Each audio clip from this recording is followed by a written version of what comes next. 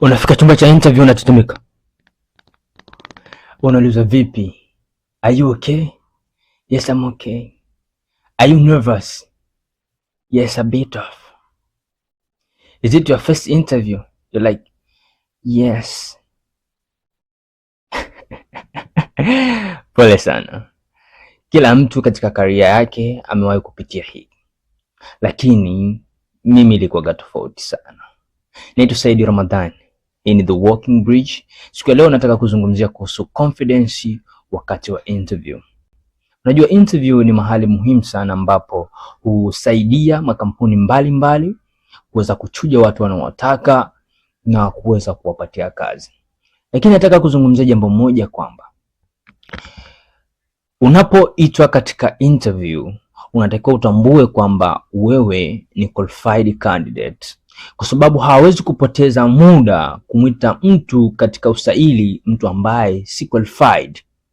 Kwa hiyo unatakiwa kuwa na confidence kwamba I'm good, hii nafasi nastahili, na hawa watu ambao wanaajiri nafasi hii wananihitaji mimi. Kwa hiyo unatakiwa kwenda na confidence, na confidence ni moja tool muhimu sana ambayo itakusaidia wewe kuweza kupata nafasi fulani.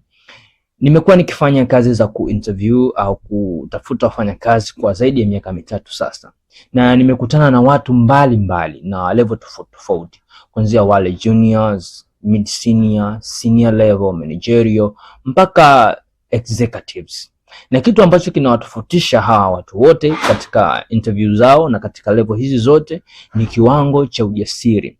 Lakini kuna namna ambayo unatakiwa kutumia ujasiri wako kufikia malengo yako, kwa sababu ujasiri nao ukizidi ni sumu. Sasa leo nataka nikwambie namna ambayo inaweza kukusaidia kuweza kujenga ujasiri pale unapokwenda katika usaili. So unakwenda kwenye usaili unatetemeka like kitu ambacho nimeweza kugundua kabisa ambacho na uhakika kwa 100% ukikifanyia kazi, basi utakwenda katika interview ukiwa na ujasiri wa hali ya juu, lakini ujasiri balanced. Naenda kuzungumzia mwishoni kwa nini unahitaji ujasiri balanced. Ujasiri unatokana na kufanya mambo yafuatayo. Kwanza ni kujitathmini wewe binafsi. Inatokeaga kwamba watu wanatengeneza CV na kwa bahati nzuri CV zao zinashawishi wahusika ambao wanatafuta mfanyakazi, lakini deep down wana self doubt kwamba hii CV sio yangu. Kwa kitu cha kwanza ambacho mimi huwa ninafanya kabla sijaenda katika interview, kwanza ni kuondoa self doubt, kwa sababu unapo apply kazi fulani, kitu cha kwanza ambacho unatakiwa kufikiria katika kitu chako ni kwamba kila kitu kinawezekana na ninaweza kuifanya kazi hii. Na kama kuna vitu ambavyo unaona ni mapungufu, usione kwamba ni vitu ambavyo vinakufanya wewe uwe unqualified. Uone kwamba ni vitu ambavyo ni fursa za wewe kwenda kupata ile kazi na kuimprove na kugrow. Okay? Kwa sababu hata mbuyu ulianza kama mchicha. Kwa baada ya kufanya tathmini na ukapembua ukaona kwamba ni mahali gani uko vizuri na mahali gani unapwaya, unatakiwa kuondoa ile self doubt, kwa sababu wale wanaoenda kukuinterview wewe hawajui kuhusu wewe, lakini wewe unaenda kujisell, kwa maana ya kwamba unawapa kile ambacho wanapaswa kukijua, ni kile ambacho kinatoka katika mdomo wako. So ondoa kwanza self doubt. Self doubt ni sumu katika interview, na self doubt ndio inaoua ujasiri wakati wa interview. Ina downsize your confidence na kujiona kwamba hapa I'm playing while you are struggling. What can I say? Ni kwamba unapambania kupata kile kilicho chako. Jambo la pili kabla ya kwenda kwenye interview ambalo ni muhimu sana kukuongezea ujasiri au kukuongezea confidence ni kufanya preparation. Preparation, mara nyingi watu wengi wamekuwa wakienda katika interview, okay? Unaenda interview za serikali, lakini kuna interview katika private sector. Nimewahi kupata interview za serikali mara 2, na mara zote mimi sijawahi kushika daftari kusoma. Kwa sababu gani? Interview sio masomo, interview ni wewe.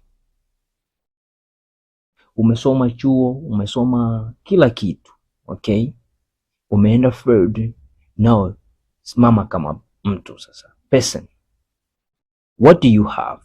Kama unahitaji kujisomea ndio uende kwenye interview, then what do you have in your mind?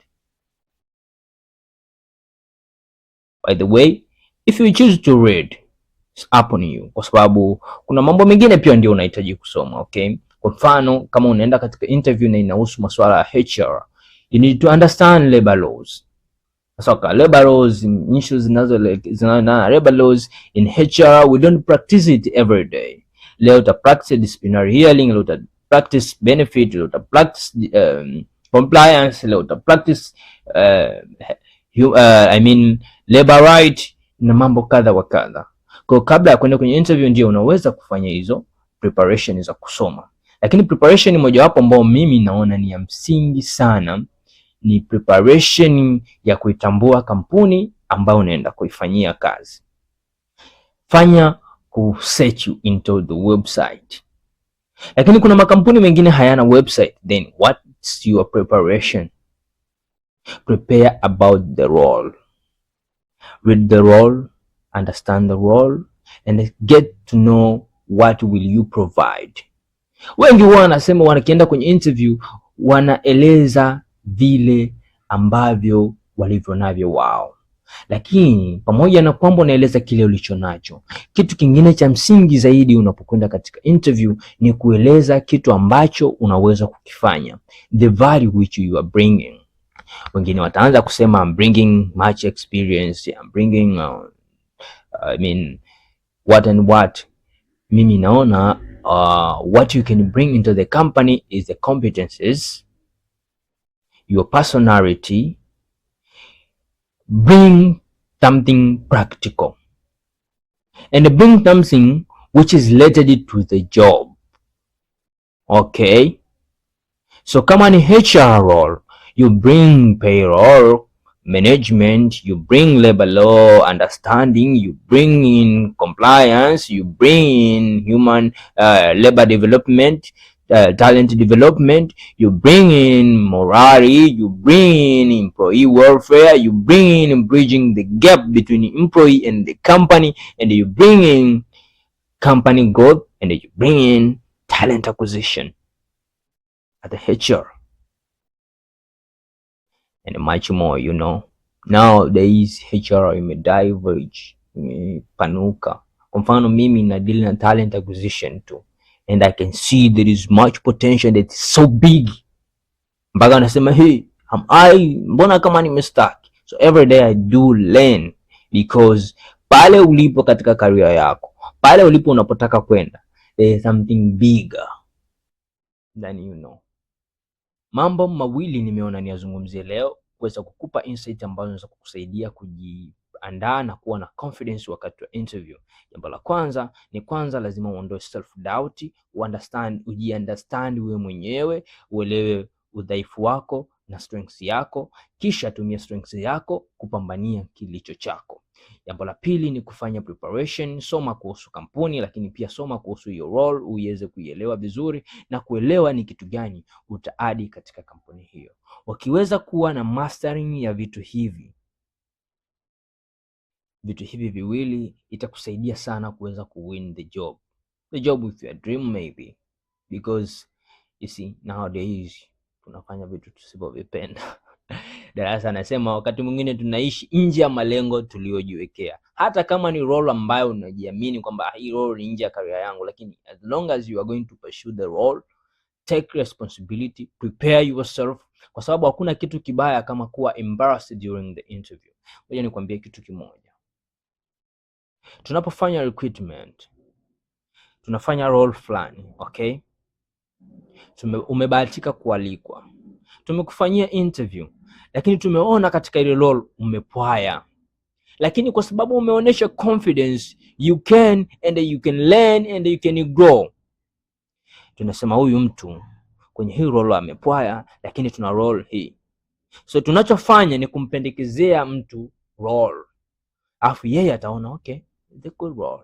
So hata kama umeitwa katika role ambao kabisa unaona hii siwezi, just go, give yourself it all. Jipe, like namaanisha kwamba ni toa kila kitu ulicho nacho, onesha kile ulicho nacho, then they will decide. And one thing I want to bring in your attention today is this, ni kwamba ukienda katika interview, whether umekuwa selected or not selected, hasa pale unapokuwa hauko selected, huwa mara nyingi huwa wanapokea simu kutoka kwa candidates. Can you tell me why they did not select me?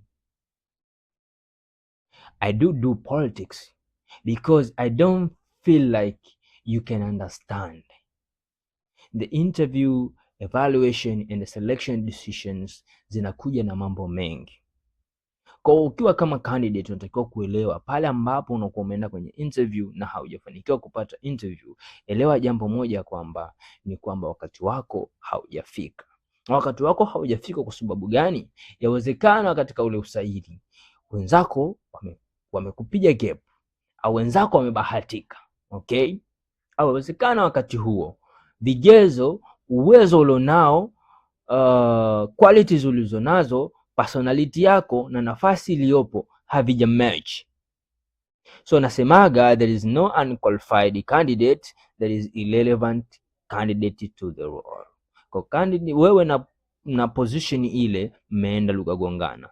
Na kitu kingine ni kwamba ni evaluation eye or interviewers eye. Inawezekana hawajaona kile kitu ambacho wanakiexpect, na ni ambacho katika expectation ni kwamba uwezo wako ulionao, skills ulizonazo na kile ambacho the role expected skills and the competences required through the role vimekuwa tofauti, kwa sababu how you present in your CV and how we speak in person inaweza kuwa tofauti. So how you present yourself matters a lot. So confidence matters, lakini usiwe na confidence kupitiliza, kwa sababu kama nilivyosema, confidence kupitiliza ni sumu.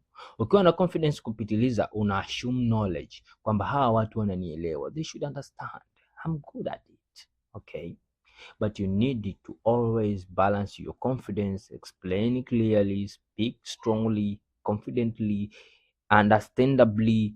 I don't know how to put it, but I think that you understand. After all, this is 2026. Your dream job is waiting for you. Just keep struggling. Said Ramadan, he need the walking bridge.